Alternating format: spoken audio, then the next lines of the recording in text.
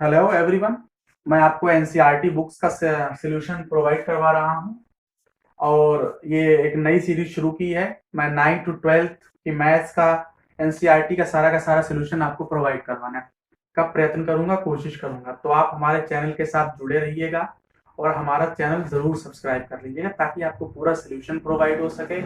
और भी चीज़ें यहाँ पर आपको मिलेंगी। हमारे जो पीरियड सर हैं वो आपको जीएस जीके और भी अदर कॉम्पिटिटिव एग्जाम्स की नोटिफिकेशंस के बारे में बता रहे हैं और ये मैथ्स का जिम्मेदारी मैं संभाल रहा हूँ। और आगे अभी मेरे रमजान चल रहे हैं तो मैं बहुत ज़्यादा सोल्यूशन नहीं प्रोवाइड करवा पा रहा हूँ। जैसे ही रमजान का पीरियड पूरा होगा उसके बाद धुरंधर हम लोग पढ़ाई करेंगे, अच्छी तरीके से पढ़ाई करेंगे। देखिए, आज हम आपको क्लास 10th का टॉपिक है इंट्रो ऑफ ट्रिगोनोमेट्री का एक्सरसाइज है 8.1। मैं आपको उसके क्वेश्चंस बताऊंगा। मैंने आपको ट्रिगोनोमेट्री का concept, intro of trigonometry, T ratios, quadrant, सारी की सारी चीजें मैंने आपको बता रखी हैं। तो मैं आगे अब आपको सॉल्यूशन प्रोवाइड करवाऊंगा। क्वेश्चन कह रहा है आपका, in right angle triangle ABC angle B is equal to 90 angle. B कोण जो है आपका वो समकोण है और आपकी जो ए बी साइड है 24 सेंटीमीटर है और बीसी जो साइड है वो आपकी 7 सेंटीमीटर है, 7 सेंटीमीटर है। तो यहां पर आपको ट्रिगोनोमेट्रिक रेशियोज फाइंड आउट करना है, साइन ए और कॉस ए की, साइन ए कॉस ए की वैल्यू फाइंड करना है। पहला पार्ट है ये, पहले क्वेश्चन का पहला पार्ट है, फाइंड करना है। तो सबसे पहले तो आपको ट्रिगोनोमेट्रिक रेशियोज पता ही है क्या होते हैं। तो पहले आपको राइट एंगल ट्राइंगल की तीनों साइड्स पता करनी होगी। यदि आपके इस प्रकार क्वेश्चन हो तो पहले आप एक राइट एंगल ट्राइंगल बनाएंगे, समकोण त्रिभुज बनाकर तीनों भुजाओं को ज्ञात करने की कोशिश करेंगे। और ये हमको पता है कि जो राइट एंगल ट्राइंगल होता है उसमें तीनों साइड्स को ज्ञात करने के लिए यदि दो साइड्स दे रखी हैं और तीसरी साइड कैसे, हम पाइथागोरस थ्योरम से निकालते हैं। तो यहाँ पर पाइथागोरस थ्योरम लगाएंगे बाय यूजिंग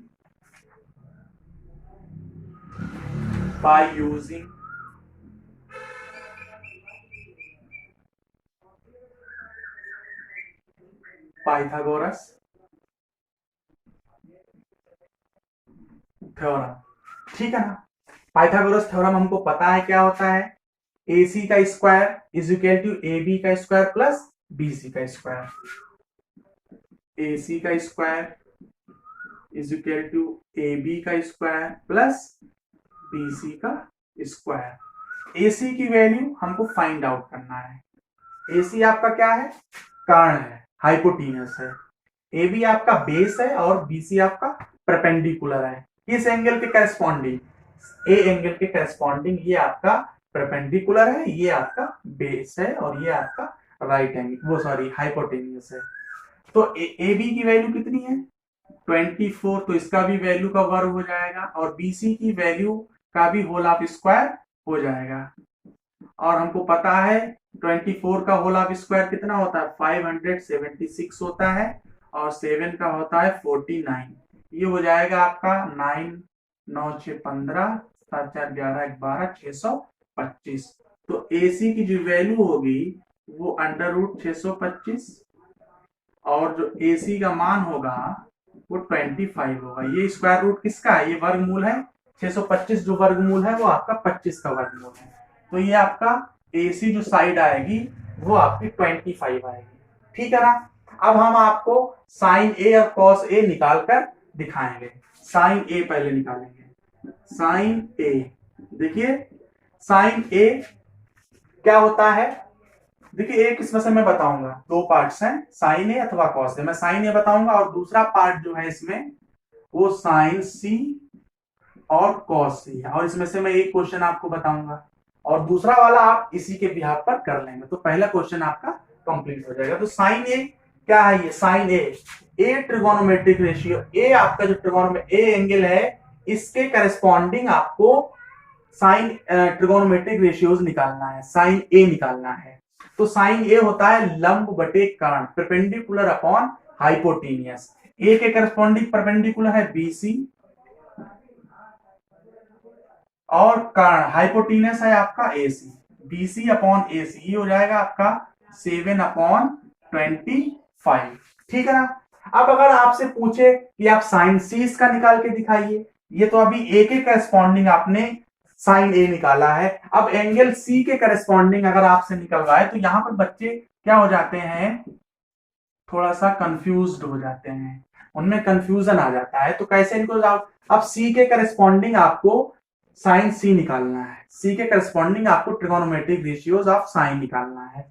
तो साइन सी वही आपका रिलेशन वही होगा साइड्स के बीच में, लंब बटे कर्ण, परपेंडिकुलर अपॉन हाइपोटेन्यूस।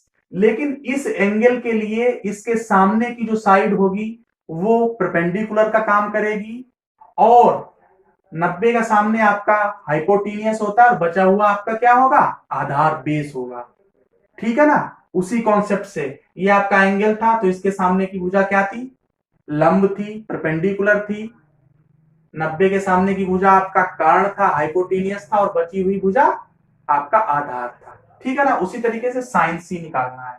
तो लंब बटे कर्ण, इसके अकॉर्डिंग क्या होगा, लंब हो जाएगा A B, perpendicular A B हो जाएगा, और कर्ण 90 के सामने का ही हो जाएगा ए सी। तो A B upon A C, A B का मान है 24 अपॉन 25, ये आपका साइन सी निकल आया। इसी तरीके से आप कॉस सी और इसका कॉस ए निकाल लीजिएगा आसानी से।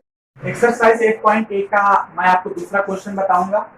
आपका 8.1 में जो आकृति है, चित्र है, फिगर 8.13 में tan p minus cot r, ये आपका फिगर है, इसमें इसकी वैल्यू हमको फाइंड करना है। तो सबसे पहले मैंने आपको बताया इस प्रकार के सवालों के लगाने के लिए यदि आपका कोई टी रेशियोज फाइंड आउट कराता है तो उसके लिए आपको राइट एंगल ट्राइंगल की तीनों साइड्स आपको पता होना चाहिए। तो फर्स्टली हमारा यही काम है, आंखें बंद करके सबसे पहले आप यही करेंगे कि राइट एंगल ट्राइंगल की तीनों साइड्स को ज्ञात करेंगे। दो दी हुई होंगी, तीसरा आप पाइथागोरस थ्योरम से निकालते हैं, मैंने आपको बताया है। तो पाइथागोरस थ्योरम क्या कहता है मैं आपको बता चुका हूं। हाइपो का स्क्वायर, हाइपो क्या है, 90 के एंगल के सामने, हाइपो का स्क्वायर पी आर का square is equal to base Q R का स्क्वायर एंड पी क्यू का स्क्वायर। ठीक है ना। पी आर की वैल्यू कितनी है, 13 का whole of square. Q R की वैल्यू कितनी है, नहीं दी हुई है, फाइंड आउट करना है। पी क्यू की वैल्यू कितनी है, 12 का whole of square. Q R की वैल्यू फाइंड करना है, तो आप यहीं पर इसको रखिए, ये इधर आ जाएगा। 13 का होल ऑफ स्क्वायर होता है 169, 169, 12 का होता है 144। तो इसको फाइंड आउट करेंगे, 9 में से 4 गया 5, 6 में से 4 गया 2, 1 में से 1 गया 0। तो जो क्यू आर की वैल्यू होगी 25 का वर्गमूल करेंगे तो 5 आएगा। तो जो क्यू आर की वैल्यू जो आपकी आई है वो कितनी आई है, 5 आ गई। तो मैंने आपको बताया था कि राइट एंगल ट्राइंगल की तीनों साइड्स आपको फाइंड आउट करना है। तीनों पता चल गए, तो अब हम निकालेंगे tan p minus cot r। तो पहले आप tan p निकाल लीजिए, tan p, right angle triangle PQR में tan p, p के करस्पॉन्डिंग ये है, p के करस्पॉन्डिंग आपको tan p निकालना है। ठीक है ना। p एंगल है तो इसका जो रेशियो का जो रिलेशन होता है वो होता है परपेंडिकुलर अपॉन बेस, लंब बटे आधार। तो इसके लिए लंब क्या होगा, एंगल के सामने वाली साइड क्या होगी, परपेंडिकुलर होगी, QR, और आधार क्या होगा, बेस, ये होगा PQ। तो tan PQR का मान कितना है, 5 है, और PQ का मान कितना है, 12। ठीक है ना। अब आपको सॉरी आपको निकालना है R। R के करस्पॉन्डिंग आपको क्या निकालना है, cot R निकालना है। तो cot R कैसे निकालेंगे, ये हो जाएगा आपका cot R।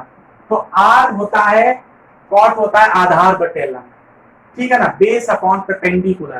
तो इस एंगल के लिए बेस कितना हो जाएगा, इसके सामने ये लंब हो जाएगा, ये कर्ण हो जाएगा, और ये बेस हो जाएगा। ठीक है ना। तो इसके लिए आपका हो जाएगा, मैंने आपको बार बार बता रहा हूं, एक्यूट एंगल के सामने की जो साइड होती है वो लंब होती है, परपेंडिकुलर होती है, 90 एंगल के सामने की जो साइड होती है वो टर्न होती है, हाइपो होती है, और रिमेनिंग साइड आपकी बेस होती है। ठीक है ना, कंफ्यूज बिल्कुल नहीं होइए।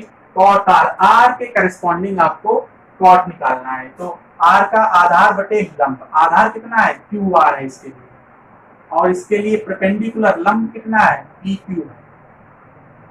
तो क्यू आर की वैल्यू कितनी है, 5, और पी क्यू की वैल्यू कितनी है, 12। और हमको फाइंड आउट क्या करना है, tan p minus cot are.